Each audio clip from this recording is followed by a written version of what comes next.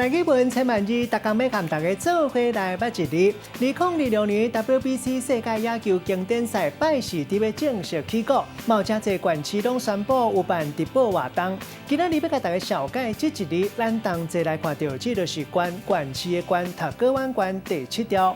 县就是地方行政单位，伫咧古早是府内小城，咱讲是县城，会设县府，有主要的县主，也就是咱讲的县官。咱古早尊称讲是县老爷，现代讲是县长。另外，县府的命令就是县令，记录县的历史就是县志。另外，还有县的管区范围，咱讲是县分。也有咱民间信仰城隍爷嘛有分官级，其中咱就看到有县城老爷的城隍庙，其中台南就有。带大家做伙来小解这两个词。头一个就是县立，意思就是县政府所设立，由县政府来负责管理。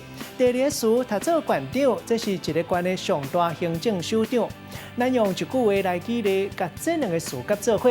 譬如讲，我哋要叫大家做伙替咱台湾选手加油赞声。真侪县长宣布伫咧县立体育馆或者是其他公共场所设大型荧幕，要来转播世界野球经典赛，替咱台湾选手来加油，嘛期待当拼到好成绩。